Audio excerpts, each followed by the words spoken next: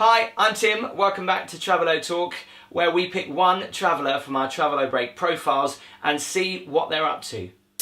This time we're heading to the Southeast Asian country of Vietnam. Between the South China Sea and the Gulf of Thailand sits Vietnam.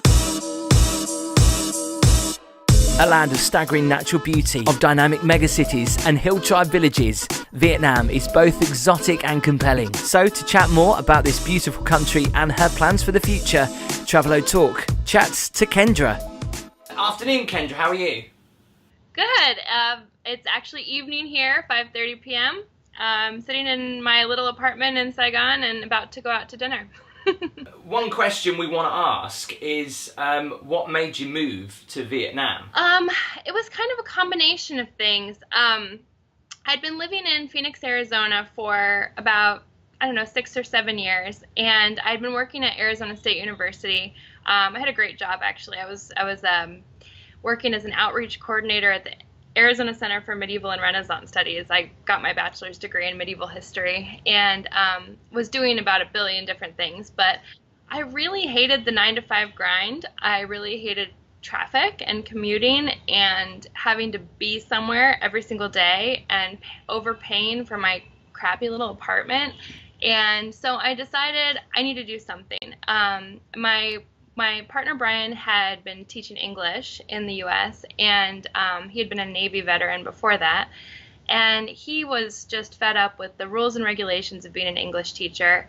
And we decided we wanted to travel somewhere and move somewhere and neat, cool, that we hadn't been before. And did you do any research about the country, or did you just put your finger on a map? Do that?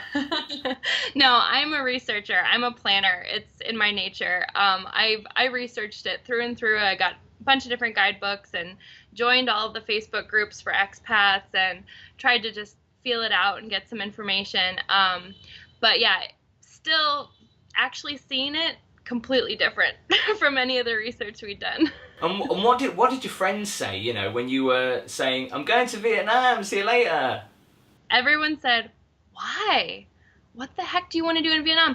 Obviously, there's not a great perspective about Vietnam in the U.S., with the war and all. So everyone, whenever they think of Vietnam, they think of the Vietnam War. Everyone asked me, why? What's wrong with you? Why would you leave your great job? Why would you do this? And I just said, I want freedom. I want to have an adventure. I want to see new things. And figuring out a new city, especially a massive city like Ho Chi Minh City, which is 16 million people, figuring it out, learning a new language, it is a massive adventure. And then not to mention all the traveling I've done since I've been here. It's been almost a year since I moved here. Your Travelobreak profile says that you are interested in reading, traveling, obviously, adventure hiking, history, and you like to do equestrian riding. So tell us a bit more about that. Well, if I put everything I like to do on my profile, it would be 10 pages long. I've done a billion things. I used to be an emergency medical technician, a volunteer firefighter, a concert pianist. I've worked at any number of crazy waitressing jobs and retail jobs. Equestrian riding is the British kind of riding. It's where you do hunt and jump, and it was meant for hunting, and it's incredibly difficult. But it's a very expensive sport, and my mom was a single mother, and she couldn't afford lessons for me. So I cleaned stables and fed and watered horses and taught summer camps and did everything I possibly could to be able to practice riding. But I have friends that have horses, and I just make deals with them. Oh, I'll exercise your horse. I'll groom your horse. Can I ride him, please? I think it's fair to say you've done a lot in your life so far. But tell us a bit more about how you want to empower women and support solo female travellers, and you've got a new venture. Tell us about that. Yeah, so OROXY is very new. We just started in November of last year, but it's kind of, the idea is kind of built up over the years. I was a study abroad director for Arizona State University, and I led study abroad programs to Oxford in the UK and to Tuscany in Italy. And it first started when I would see my students coming back from their free weekends, especially the female students, having traveled by themselves for the first time in their lives. and just how incredibly different they were after, and just stronger and more savvy about everything. And then I did my own solo traveling around that time as well. I went to Scotland and all over the UK, all over Italy, and just realized how amazing it was and how life-changing it was. I met so many solo female travelers while I was on these trips, and they just were amazing.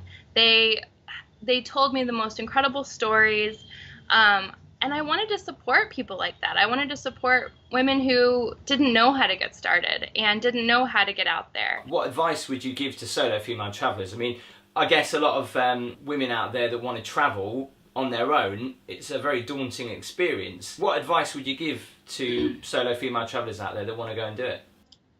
Book a plane ticket right now. I mean, that's what I did with Vietnam. I booked the plane ticket before I quit my job.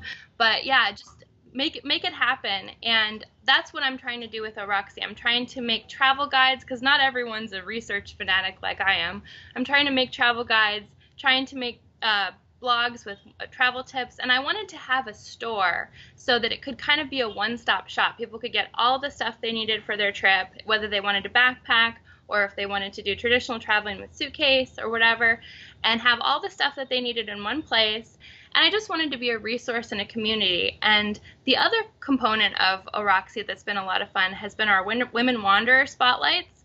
We actually started encouraging people to send us their stories after they had solo traveled, and that has been hugely inspirational to all of our readers. And it gets people excited. It gets people, okay, someone else can do it, so can I. I think it's a really great idea, because I know a lot of friends of mine that are single and that have always wanted to travel, but they've always been very nervous because they're a woman and they're traveling on their own. I think the thing they worry about the most is safety, when traveling abroad. So have you got any tips on how to stay safe? Or would you really have to research where you're going first? I don't think you necessarily really have to research where you're going first. I mean, simple safety tips, I've created several blogs on these, but just making sure that you don't go out with people you don't know. Be careful about drinking too much, especially in Southeast Asia where they give you the big buckets of alcohol. Make sure that you carry all of your travel documents in a separate place, or email them to yourself. Stay in touch with friends and family on social media. Don't walk around, in sketchy alleyways at night. It's a lot of common sense, actually. Blogs about safety with taxi drivers, how to haggle, how to get out of haggling, all kinds of things like that. You're obviously in Vietnam at the moment. Have you got any other plans to travel anywhere else?